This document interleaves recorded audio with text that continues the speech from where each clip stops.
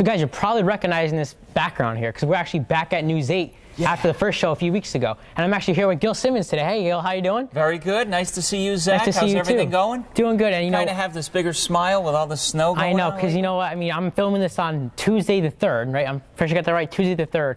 And I'm trying to actually talk about the blizzard this year, this episode, because in a few weeks, or in this Saturday, is the anniversary for the blizzard. But I think it's the 4th, Zach, but we're going to let that slide. It is the 4th? Yeah, but you know what?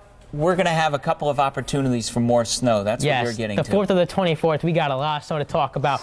And we're trying to talk about the last year because the blizzard is coming up. It's about a year and a few days. Yeah. So we're going to talk about the blizzard and about what may be coming in the near future. So to start with the blizzard, Gil, I mean, we're from Hamden. This is a Hamden show, Hamden High School TV production class right here. Snow capital of Connecticut for that thing, right? Though it wasn't my measurement, I want to make that clear, and I don't know if it was officially by the National Weather Service, but Hamden was known for the 40 inches of snow in one day throughout the blizzard last year. Yeah, that was impressive, and the big thing with that, it really came within about a 6-hour time, all at once, kind of lined up from Hamden right along I-91, even down through New Haven, and even down to Milford, where they had some reports over 36 inches. So whenever you get these storms that go by, and then you get this, people talk about banding, where it sets up. We even had some thunder and lightning with that. Yes, I had actually reported that too. Thunder, snow.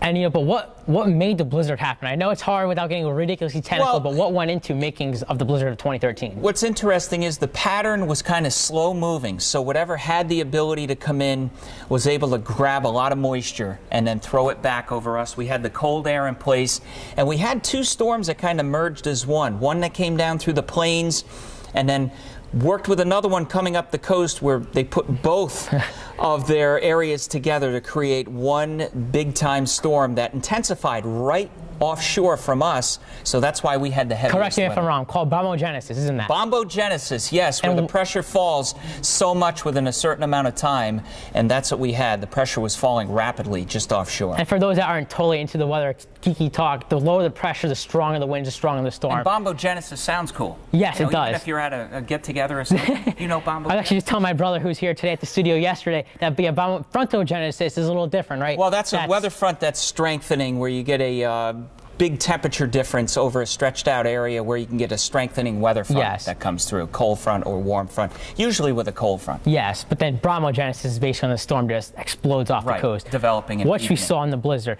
Now, I'm filming this on Tuesday, the 4th, we got that, right? The 4th, Tuesday. Now, yesterday was Monday, the 3rd, and we had about 6 inches of snow in Hamden. Yeah. And that kind of did come out of the blue, but with only a few days, the models just picked up on it. And I have to be honest, now that we're still talking about the blizzard a year ago, that kind of came out of the blue, too. It was an indication a few days ahead, but it did not look like it would have the kind of moisture that it ultimately had. And it looked like there was going to be some changing over at the shoreline.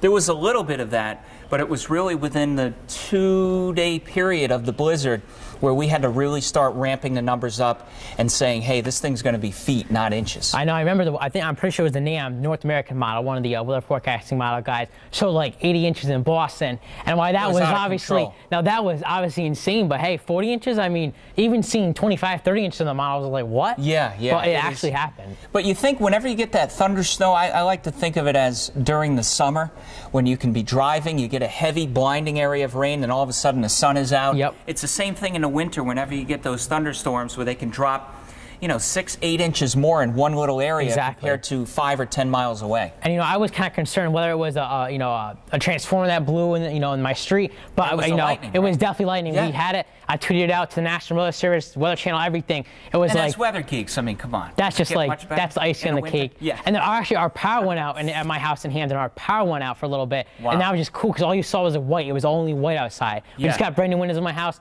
and we lifted all the shades up, and all you just saw was white. You couldn't see anything.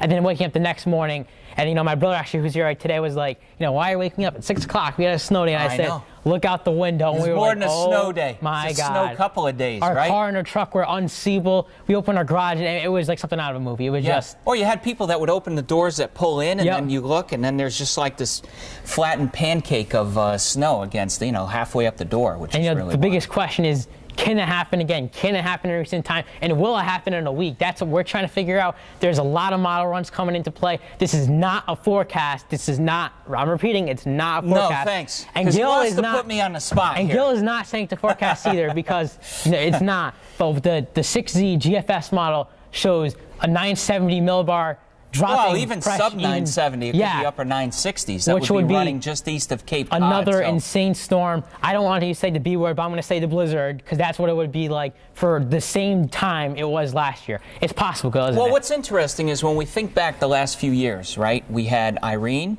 The next year we had Sandy. We had the autumn nor'easter. We had that the year after. We had the blizzard a year ago.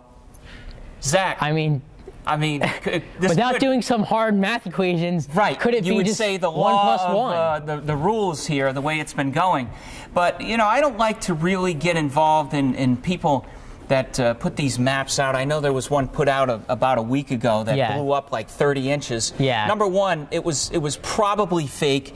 Number two, sometimes those maps can show snow over a 10-day period, which obviously signals out one storm. If you get 3 storms of 10 inches, it's going to look like 30 inches all at once, which is a little bit misleading. And personally, I know Weather Bell's a great site. A lot of the weather geeks use it. You have to like pay the membership. I'm not part of that yet, but I'm always glad, because that really gets you ramped up. That's really I use NISIS, whether I'll use eWall. Well, even the National Weather Service and NOAA, they have models that are on there that update 4 times a day that you can check out. But it is interesting to watch how things change, and even with the snow we had yesterday, which was Monday, that kind of was sneaking up to about Long Island back on Friday, and we know what happened. It kept working north. Exactly. And moisture kept going and up. And then even again, this is Tuesday now. Wednesday will be tomorrow, which this show is going to be aired after the fact, but we're expecting, you know, 6 to 12 inches, you know, throughout the whole state, depending a little more on the, obviously the north, less in the south. Yeah, I mean, that's going to be an issue of changeover with how much ice gets involved with sleet and freezing rain, which I think will cut some of the totals down.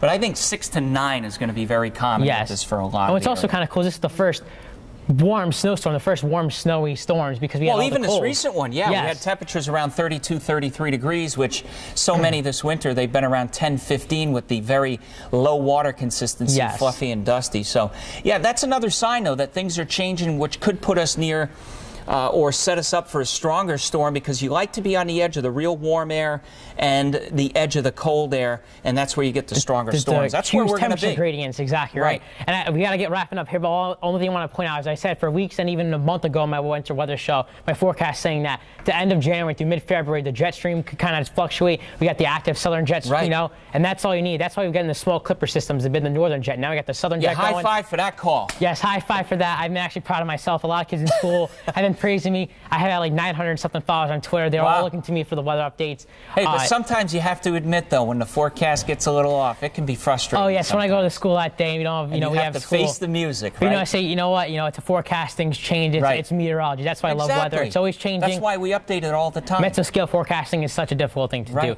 Now we have to wrap it up, but one quick thing I want to say. So again, this is Tuesday the 4th. Wednesday we're going to get snow. Maybe a big storm over the weekend. Sunday into Monday. Possibly on the anniversary of the blizzard. Beyond that, for Valentine's Day or something. Hey, I'm not saying these are all going to happen, but it's the pattern we're in. It's active, and I don't think it's even going to let up after that. There are signs that this can go well into February. Are you saying snow in June? I'm kidding. Snow piles in June like last year. How about that? Snow. Hamden, I think Greg Hurrian, I'll shout him out, a great Weather Edge guy from Hamden, my hometown, had a picture, I think June 4th of snow. Yeah, we're still there. So that's what we're talking about. I got to wrap it up here at News 8, guys. I got to thank you again. Another hour. Yeah, I know, we really could. I got to thank Gil Simmons again. Thank you. Thanks for coming in. And everyone for helping us do this. I want to hopefully have this aired up by Friday. Lots to talk about. I'll do another show probably in a few weeks about the winter forecast. But an above-average snowfall is looking likely, like I said weeks ago, and it could be a really wild night. Lots of shoveling, big arms. Big arms, there we go. But for this time, this is Gil Simmons. We're at News 8, and this is Words of Weather.